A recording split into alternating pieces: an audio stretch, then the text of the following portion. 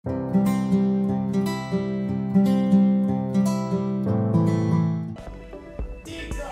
Ustadz Yahya Walloni ikut angkat bicara soal kebijakan pemerintah terkait pemberlakuan pembatasan kegiatan masyarakat atau PPKM darurat Jawa Bali.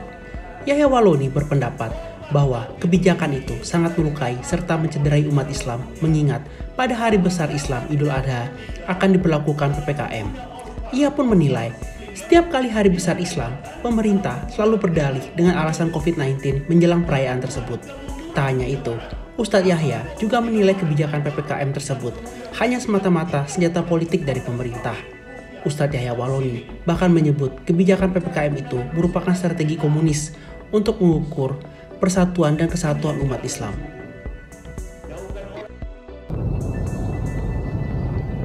Assalamualaikum warahmatullahi wabarakatuh. Bismillah walhamdulillah.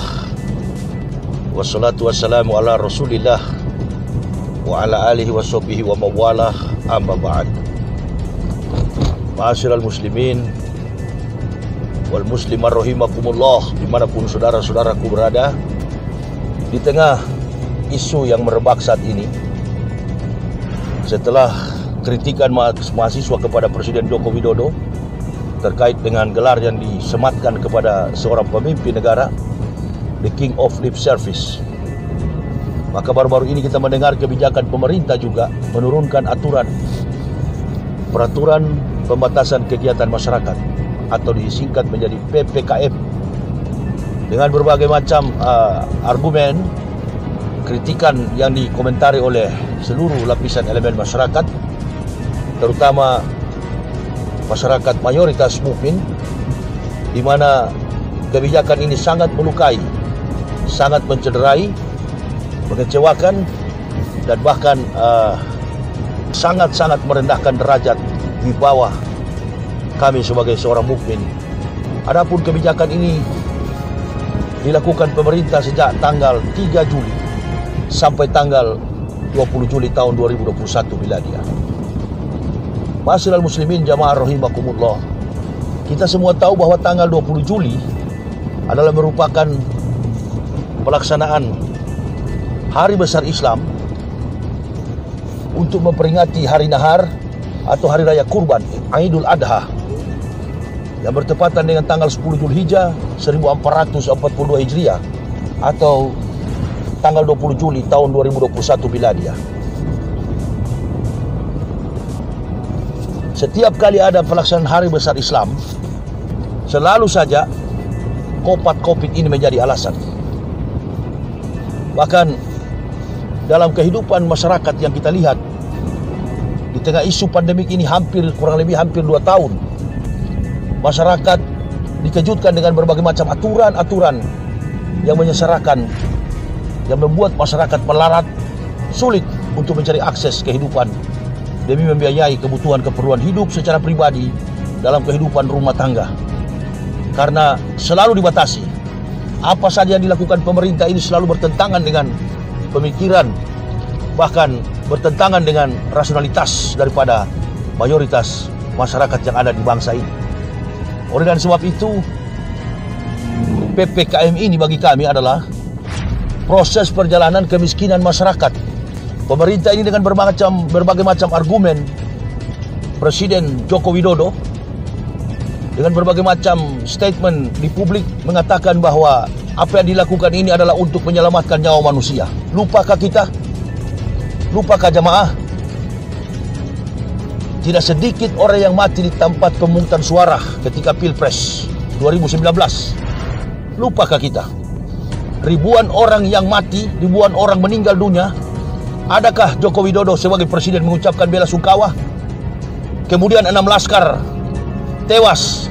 Sampai hari ini kasusnya masih bergulir. Adakah Presiden Joko Widodo selaku kepala negara mengucapkan bela sungkawa?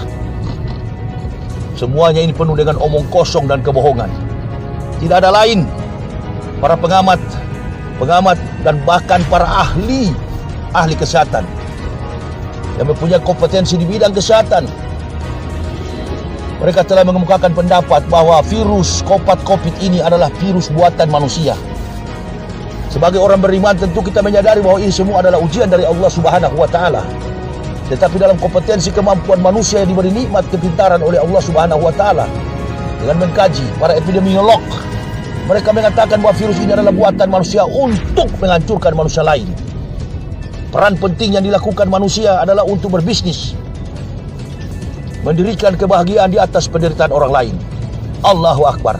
Secara khusus yang ada di negara kita, dengan alasan mencegah penyebaran wabah daripada COVID ini, maka pemerintah menurunkan sekaligus peraturan yang disebut dengan pembatasan kegiatan masyarakat. Sementara manusia-manusia bangsat, manusia-manusia komunis dari Cina keluar masuk dengan bebas. Masyarakat kita dikarantina, masyarakat kita dikekang, masyarakat kita dibatasi dengan segala macam argumen alasan yang tidak masuk akal. Hal seperti ini, jamaah, tentunya kita tidak bisa berdiam. Nabi SAW asakata anil haqi syaitonun akros. Barang siapa berdiam diri melihat kebenaran diganggu, maka mereka adalah syaitan yang bisu. Maka teringat kita kepada pernyataan dakwah yang disampaikan oleh ulama besar yang berdarah Minangkabau, berasal dari Sumatera Barat, Profesor Dr. Buya Hamka. Abuya mengatakan, barang siapa berdiam diri melihat Islam diganggu, maka gantilah pakaianmu dengan kain kafan. Artinya mati saja. Kalau melihat kebenaran diganggu dan kita berdiam diri, lebih baik mati saja. Itu maksud beliau. Tentu dakwah ini tidak hanya ditujukan kepada orang Minangkabau atau masyarakat Sumatera Barat. Dakwah yang disampaikan ulama besar almarhum Profesor Dr. Buya Hamka ditujukan kepada seluruh kaum mukmin. Mari kita merapatkan barisan. Kita bela agama ini, karena harga diri kita adalah iman tauhid. Harga diri kita sebagai seorang beriman adalah iman tauhid. Dunia ini tidak akan menyelamatkan kita, tetapi iman dan amal soleh itu yang akan menyelamatkan kita. Fala tu'til kafirina wajahidum bihi jihadan kabiro. Janganlah kamu taat kepada perintah-perintah orang kafir. Berjihadlah, berperanglah melawan mereka dengan jihad yang besar. Jihad yang besar adalah jiwa yang besar. Jihad yang besar adalah kemampuan kecerdasan yang besar. Dan jiwa yang besar adalah persatuan yang besar, yang merupakan kekuatan kita sebagai kaum mukmin. Oleh dan sebab itu jamaah, di kesempatan ini kita ingat persis rekam jejak digitalnya masih ada. Ketika Presiden Joko Widodo tidak menjadi teladan yang baik, dia melakukan kerumunan. Dia melakukan kerumunan di mana-mana dan tidak diproses secara hukum. Sementara ulama panutan kita, Habibana, imam besar kita, Habib Rizik Syihab, beliau sampai hari ini dipenjarakan, ditahan di rutan Mabes Polri karena alasan hukum kopat COVID. Kopat COVID ini menjadi alasan di setiap masuki tiba pada pelaksanaan momen Hari Raya Besar Islam. Kopat COVID ini selalu menjadi alasan. Inilah yang disebut dengan senjata politik. Pemerintah mengumumkan Jawa dan Bali akan ditutup. Dari kacamata analisis politik, kita mungkin melihat voting bahwa penduduk terbesar di Indonesia ini adalah di Pulau Jawa. Kita berandai-andai, kita menganalisa bahwa jangan sampai hanyalah mengukur kekuatan umat Islam, karena mayoritas penduduk Muslim itu berdomisili di Pulau Jawa. Jangan sampai ini menjadi kekuatan untuk mereka mengukur sejauh mana kekuatan Muslim di Indonesia. Karena yang paling ditakuti komunis adalah persatuan umat Islam. Oleh dan sebab itu, apabila Pulau Jawa dan Bali sudah dikuasai, insya Allah mereka akan mampu menguasai Indonesia sepenuhnya. Untuk menguasai Indonesia secara keseluruhan 34 provinsi. Pada para pejabat kita hendaknya sadar, bangun, melawan untuk membela negara dan terutama Islam di masa yang akan datang. Ini jamaah, mari kita menolong agama Allah, maka Allah akan menolong, akan meneguhkan kedudukan kita. Ya ayyuhalladzina amanu in tansurullah yansurkum wa yusabbit aqdamakum.